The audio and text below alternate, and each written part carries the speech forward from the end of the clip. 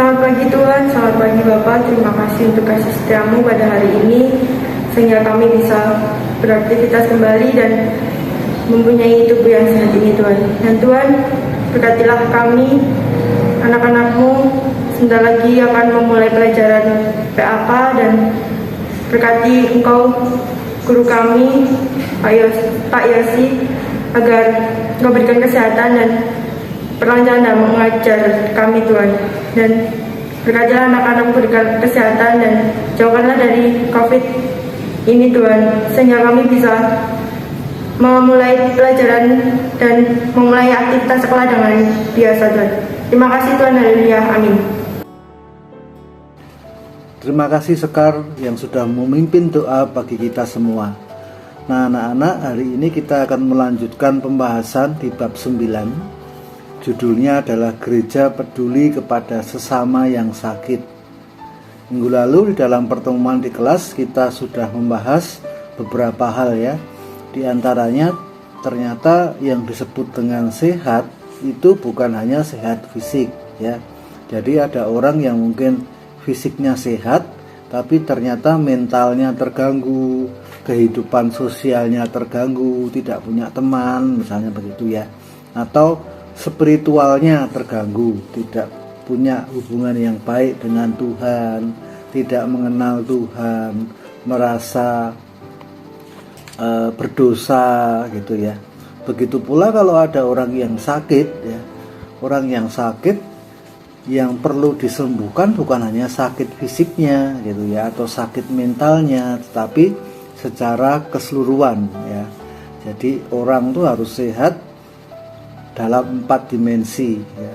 Dimensi fisik, dimensi mental, dimensi sosial, dan dimensi spiritual. 4 ini mudah-mudahan juga kita semua sehat hari ini ya. Tidak ada yang sakit, baik sakit fisik, mental, sosial maupun spiritual. Nah anak-anak, pada hari ini kita akan lanjutkan ya. Kalau kita udah membahas tentang apa sih sakit, apa sih sehat, nah hari ini kita akan mencoba untuk melihat apa yang dikatakan Alkitab. Dalam Alkitab kita bisa menyaksikan bagaimana kepedulian Tuhan kepada umatnya ya. Di dalam perjanjian lama maupun di perjanjian baru kita menemukan salah satu gambaran kepedulian itu dalam sosok gembala ya. Gembala itu apa? Nah kita mungkin sehari-hari tidak banyak ya yang pernah ketemu dengan gembala, atau ada yang punya tetangga gembala gitu ya, atau mungkin kalian di rumah punya hewan ternak, domba, kambing dan sebagainya. Nah gambaran ini dipakai di dalam Alkitab kita ya. Di dalam perjanjian lama salah satu yang terkenal itu Mazmur pasal 23. Nah mari kita ikuti apa sih yang ditulis di dalam Mazmur melalui video berikut ini.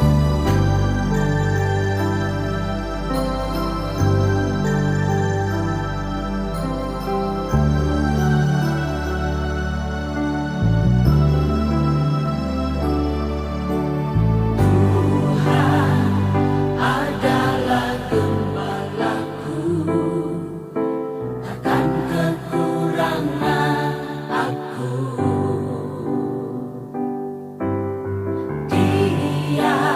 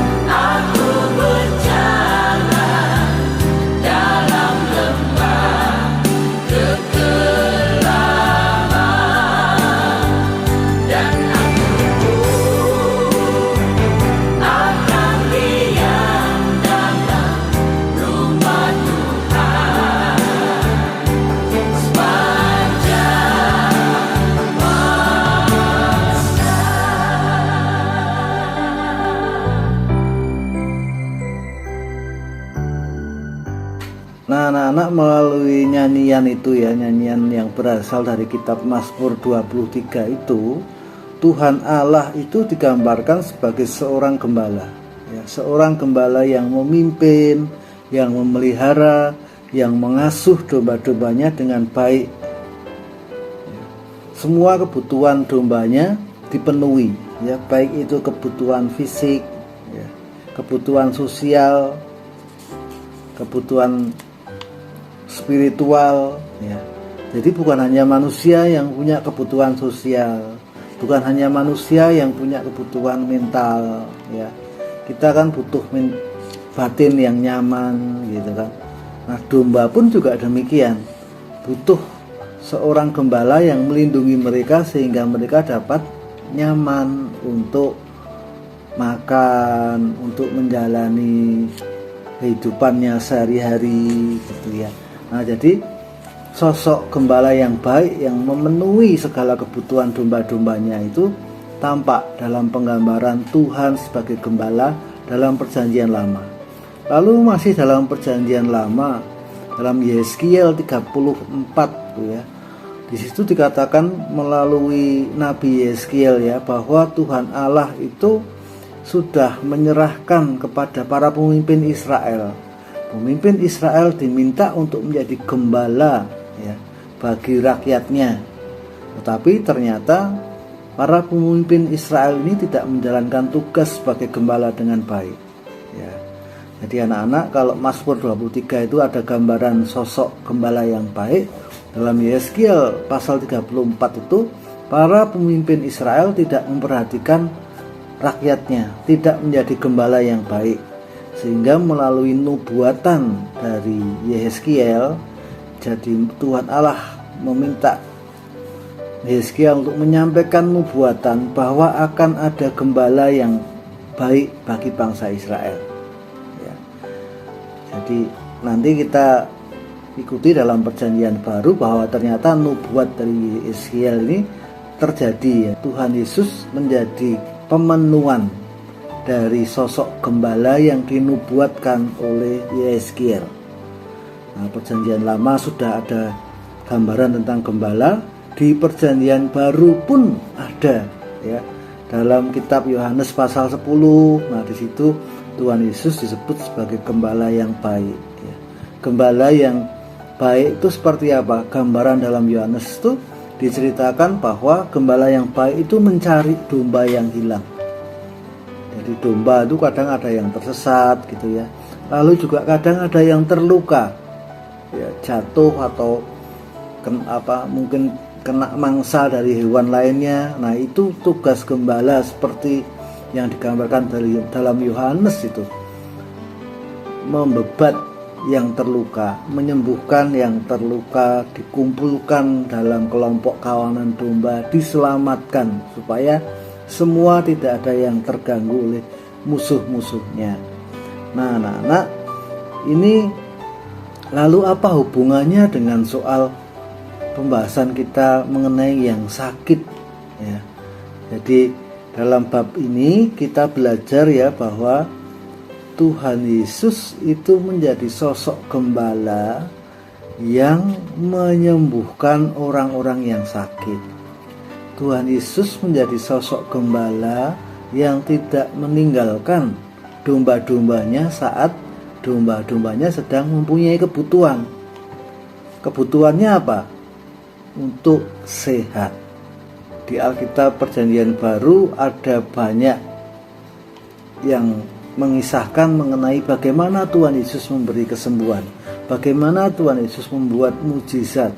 Orang buta bisa melihat, orang yang kakinya pincang bisa berjalan ya, dan seterusnya. Tetapi bukan hanya kesembuhan fisik yang diberikan oleh Tuhan Yesus kepada orang-orang yang sedang sakit ini. Tadi kita belajar ya bahwa sehat itu bukan hanya soal fisik. Nah, Tuhan Yesus memberi teladan bagi kita bahwa kesembuhan yang diberikan oleh Tuhan Yesus pun bukan hanya soal fisik. Nah, mari kita lihat salah satu contohnya Dalam Matius pasal 8 ayat 1-4 kita lihat bagaimana Tuhan Yesus menyembuhkan secara total, bukan hanya fisik, dari seorang yang punya sakit. Kita lihat videonya ya, mari. Ketika Yesus turun dari bukit, banyak sekali orang yang mengikuti dia.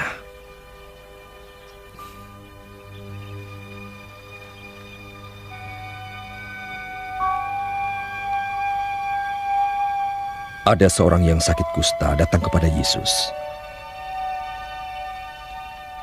Orang itu berlutut di hadapan Yesus dan berkata, Tuhan, jika Engkau mau, Engkau mempunyai kuasa untuk menyembuhkan aku.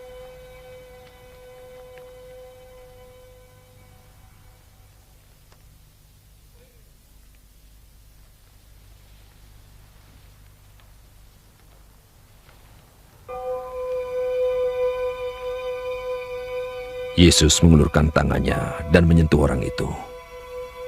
Aku mau. Dan berkata, Sembuhlah.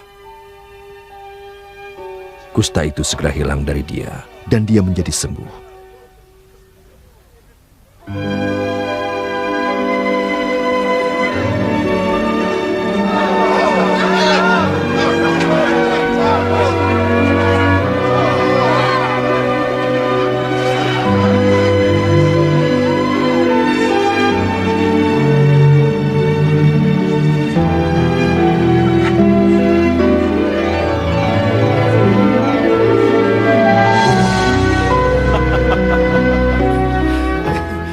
Yesus berkata kepada orang itu, Jangan ceritakan pada siapapun dan tunjukkan dirimu kepada imam. Lalu berilah persembahan seperti yang diperintahkan Musa. Ini cara untuk menunjukkan bahwa kau telah sembuh.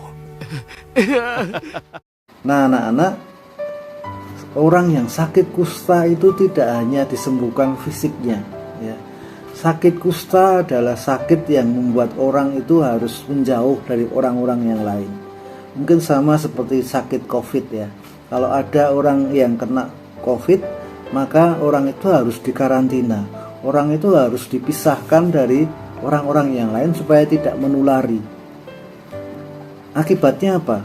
Orang yang sakit COVID, orang yang sakit kusta itu bukan hanya fisiknya yang sakit, tetapi juga mentalnya.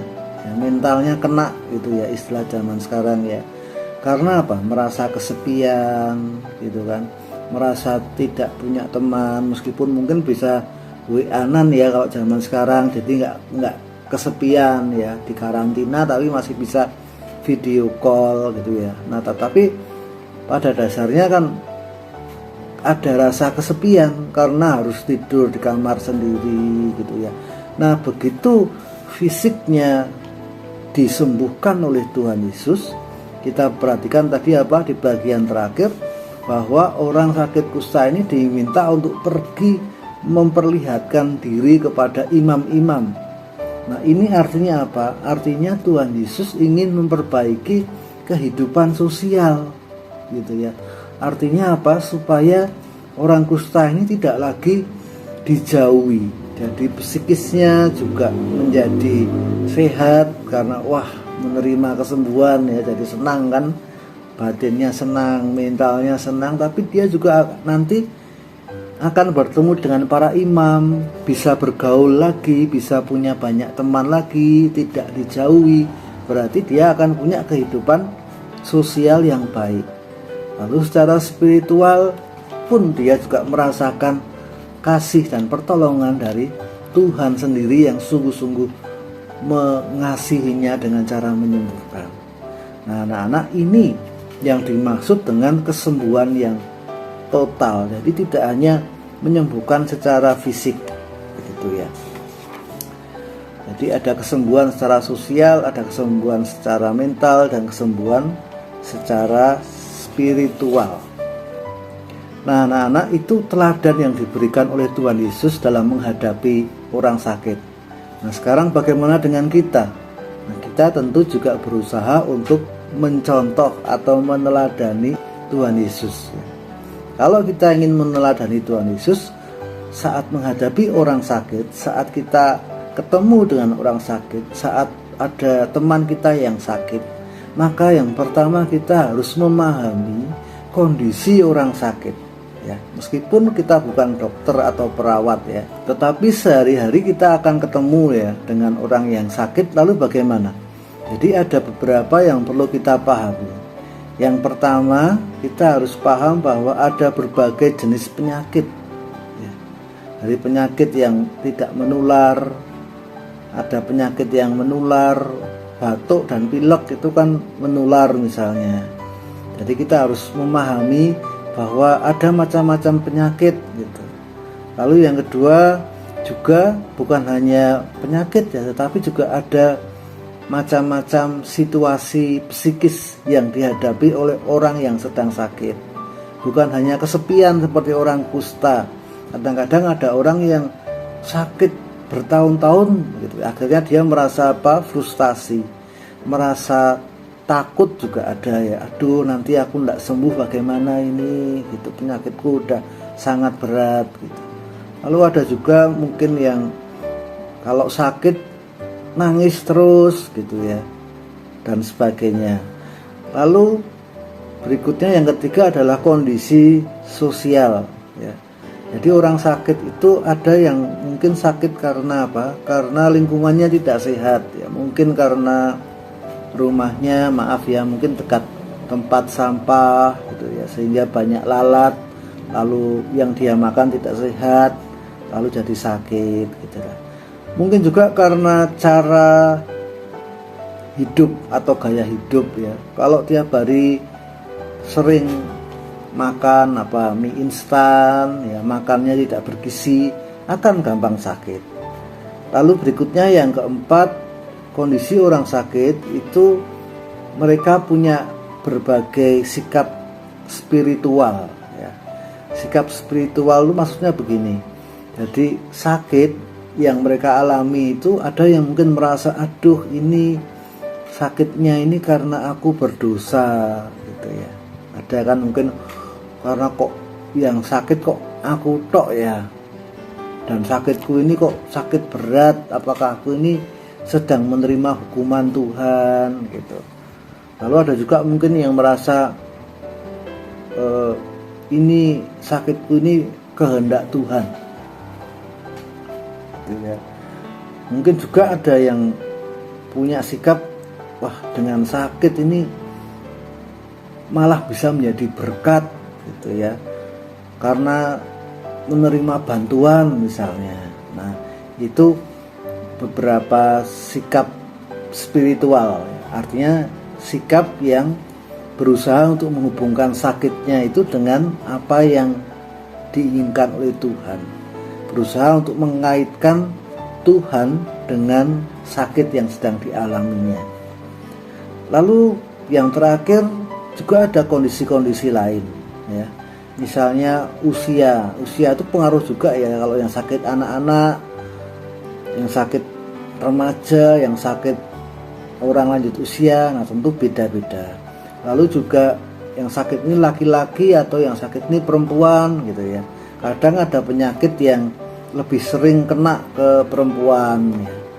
Atau juga ada penyakit yang lebih sering dialami oleh laki-laki dan seterusnya. Jadi 5 yang barusan kita bahas itu menggambarkan bahwa kondisi orang sakit itu beda-beda. Dan kita perlu memahami. Kenapa kita perlu memahami? Sebab seperti judul pada bab ini ya, kita ingin menjadi gereja yang peduli kepada sesama yang sedang sakit. Nah, anak-anak, setelah memahami kondisi, maka bagaimana kita bisa menanggapi atau merespons kebutuhan orang sakit.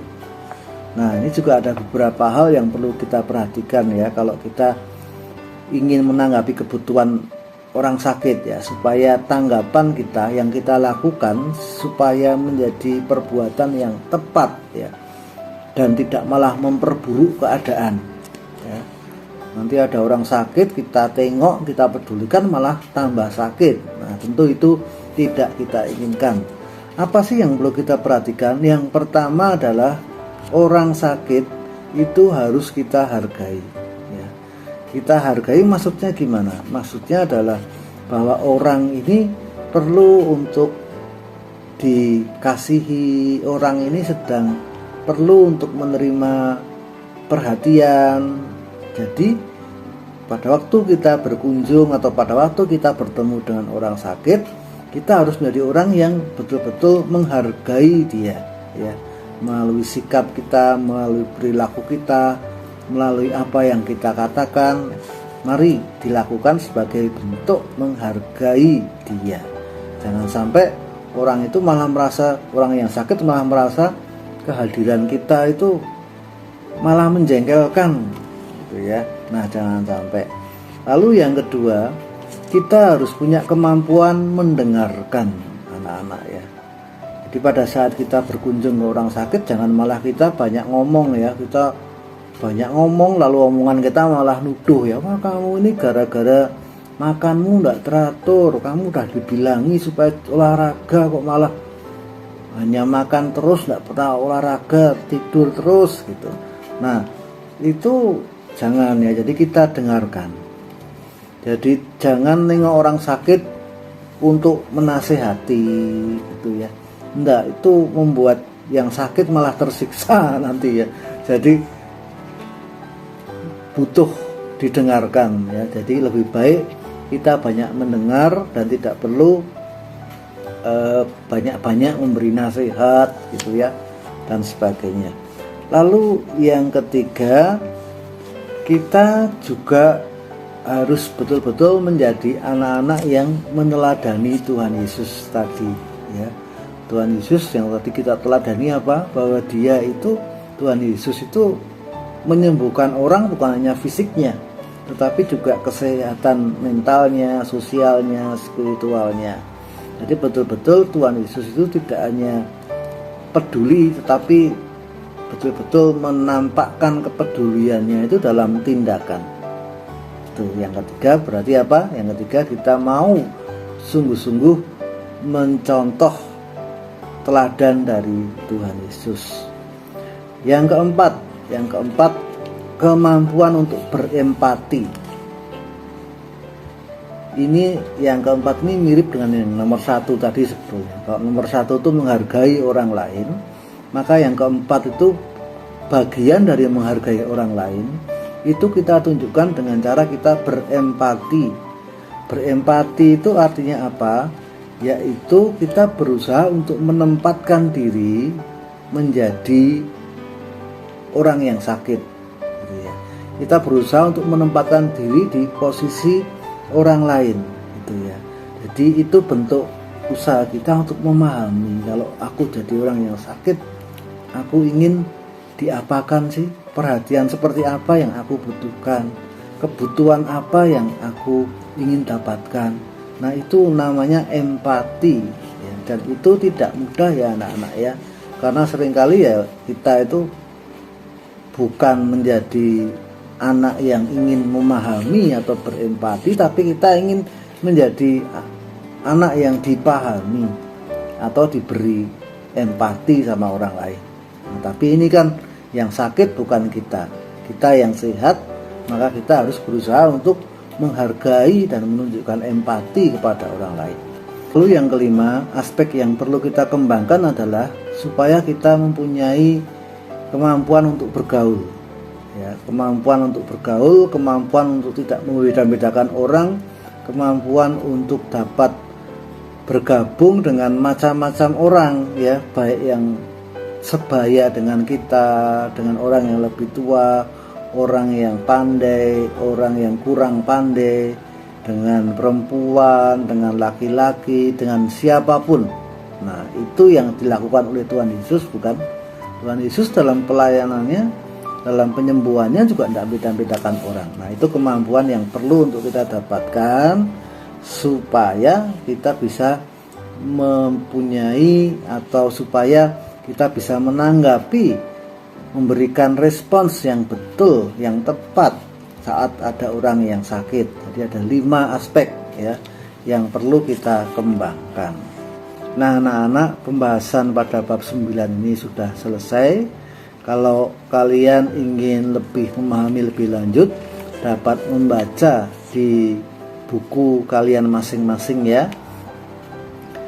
Yang paling penting dalam pembahasan bab 9 ini adalah agar kita sebagai anak-anak Tuhan, kita sebagai bagian dari gereja, kita mau untuk peduli kepada sesama yang sedang sakit ya. Kalau ada teman, saudara, atau siapapun yang sedang sakit, mari kita tunjukkan peduli kita.